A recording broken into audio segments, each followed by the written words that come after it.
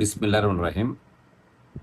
HSC 2026 রসায়ন প্রথম পত্র অধ্যায় 4। আজকের এই টপিকস থেকে তোমাদের বোর্ড পরীক্ষায় একটি প্রশ্ন হওয়ার সম্ভাবনা অনেক বেশি। টপিকসটি হচ্ছে অসওয়াল্ডের লঘুকরণ সূত্র এবং এই সূত্রের উপর ভিত্তি করে গাণিতিক সমস্যার সমাধান। আমি তোমাকে সুন্দর করে জিনিসটা বুঝিয়ে দিচ্ছি। অসওয়াল্ডের লঘুকরণ সূত্রটা কি? সূত্রটা হচ্ছে একটি অ্যাসিড বা ক্ষারকের বিয়োজন মাত্রা দ্রবণের ঘনমাত্রার বর্গমূলের ব্যস্তানুপাতিক। রিপিট করে দিচ্ছি আমি, একটি অ্যাসিড বা ক্ষারকের বিয়োজন মাত্রা দ্রবণের ঘনমাত্রার বর্গমূলের ব্যস্তানুপাতিক।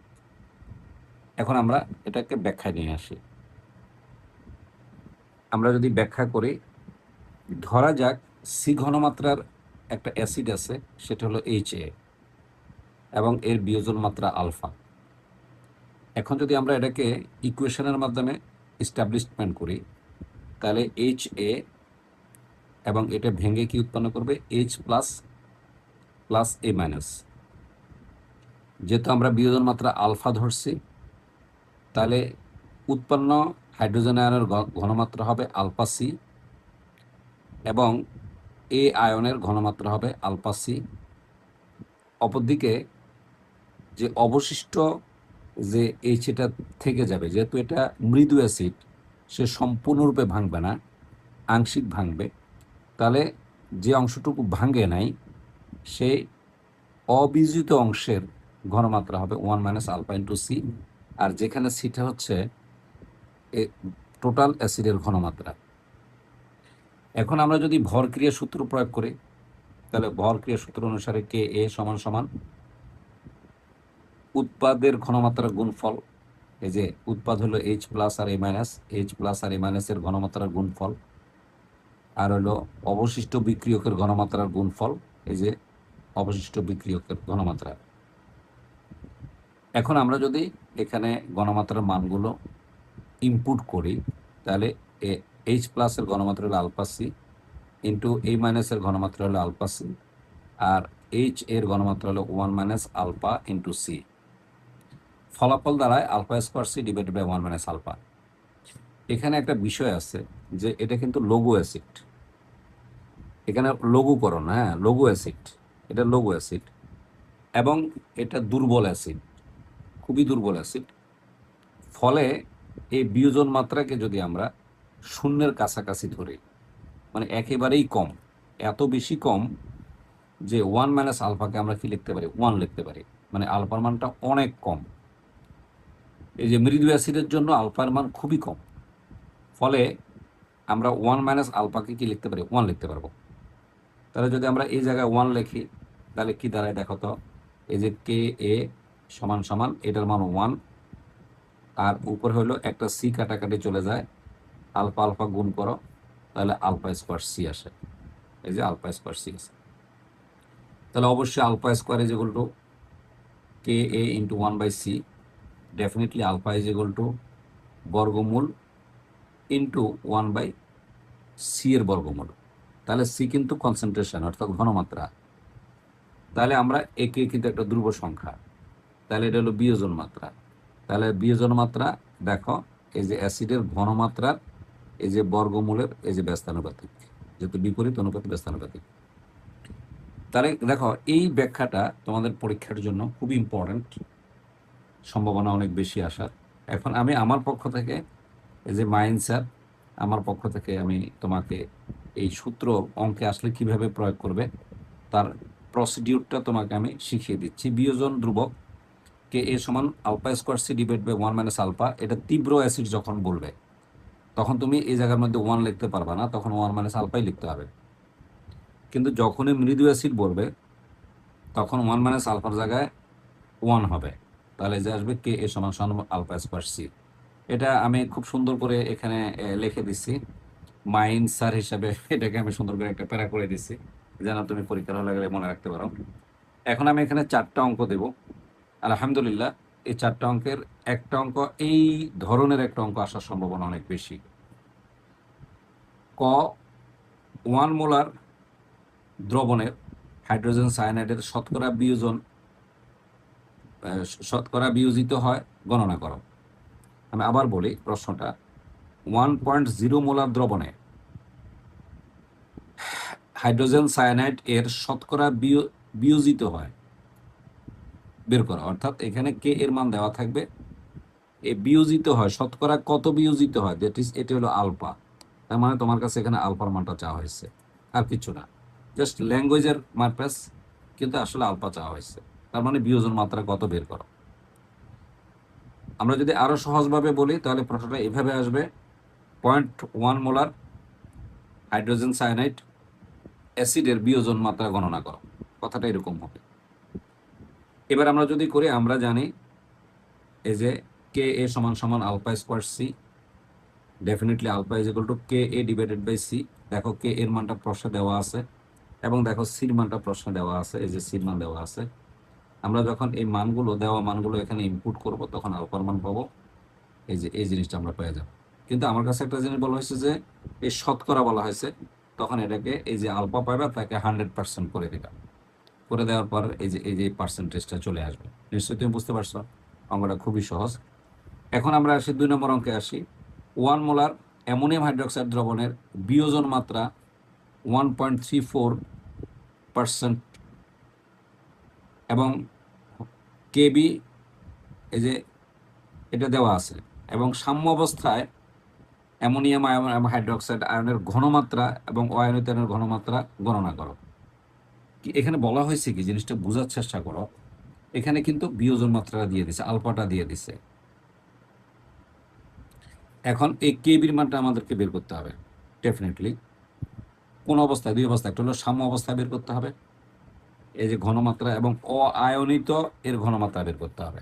তাহলে এখন দেখো খুব ভালো করে খেয়াল করে দেখো, আমরা অঙ্কটা খুব সুন্দর করে দিচ্ছি। এই যে দেখো, আমরা জানি KB is equal to alpha square into C. তাহলে অবশ্যই দেখো এই কেবিটা ঠিক আছে। দেখো আলফা কিন্তু আমাকে দেওয়া আছে, বিয়োজন মাত্রা দিয়ে দিছে। আমি আবার তোমাকে দেখাচ্ছি, এই যে বিয়োজন মাত্রা দেওয়া আছে 1.34%। এই যে এটা বিয়োজন মাত্রা, কেবির মান বের করতে বলছে, যে কেবি এর মান বের করতে বলছে। তাহলে দেখো এই 1.34% হোল স্কোয়ার, আর ঘনমাত্রা দেওয়া আছে 1 মোলার, ডেফিনেটলি কেবির মানটা আমরা পেয়ে গেলাম। এখন আবার দেখো, যদি আমরা এটাকে নর্মালি দ্রবীভূত করি তাহলে এটা আয়নিত হবে। আর এটা হলে কি হবে, মনে করো আলফা, বিয়োজন মাত্রা আলফা পাওয়া গেল, যেহেতু এখানে বিয়োজন মাত্রা আলফা, তাহলে এখানে আলফা সি, এখানে আলফা সি, এখানে 1 মাইনাস আলফা সি। তাহলে দেখো এত এর ঘনমাত্রা আসবে যে এত, এখানে আলফার মানটা আমরা বসাই দিলে রেজাল্ট এটা আসলো, যে সির মান দেওয়া আছে, আলফার মান দেওয়া আছে। তাহলে আমরা কিন্তু এটার ঘনমাত্রা পেয়ে গেলাম।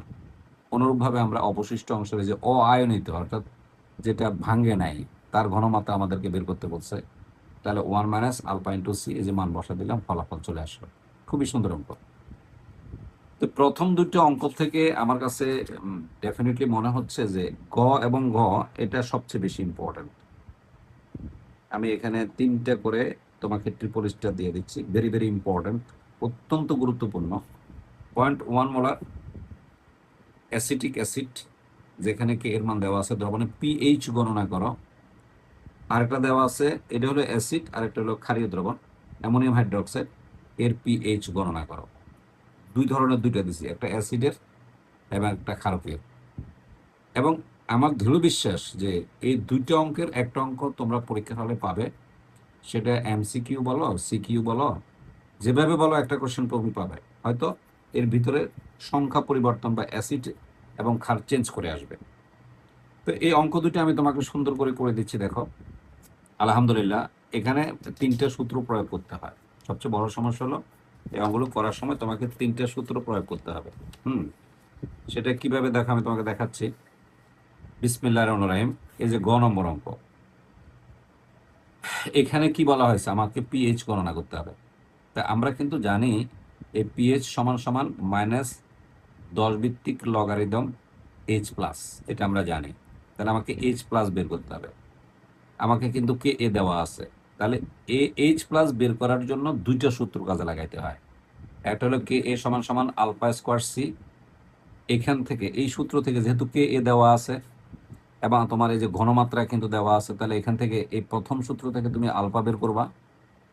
তারপর আসা আরেকটা সূত্র আছে, এই যে হাইড্রোজেন আয়নের ঘনমাত্রা, আর এই সূত্র হলো আলফা সি।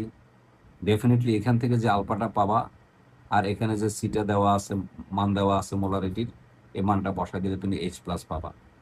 তারপরে তুমি পিএসটা বসাই দিলে ফলাফল চলে আসবে। দেখো আমি খুব সুন্দর করে দিচ্ছি। এই যে 1 নং হতে পাই, এই যে আলফার মান আমরা পেয়ে গেলাম, কে এর মান দেওয়া আছে, সির মান দেওয়া আছে, মোলারিটি এই যে 0.1 মোলারিটি দেওয়া আছে, আমরা আলফার মান পেয়ে গেলাম। এখন 2 নং সমীকরণে যদি আমি আলফা সির মান বসাই দিই, তাহলে আমি এইচ প্লাস পেয়ে গেলাম।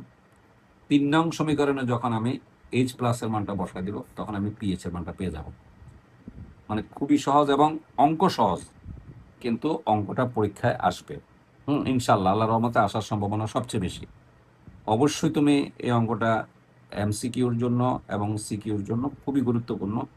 এবারে পরেরটা যদি ক্ষারীয় দ্রবণ হয়, 0.01 মোলারিটির অ্যামোনিয়াম হাইড্রোক্সাইডের কে বি দেওয়া আছে, এবার যেহেতু বেসিক পিএইচ গণনা করো, তাহলে এখানে প্রথমে পিওএইচ বের হবে, তারপরে পিএইচ বের করতে হবে।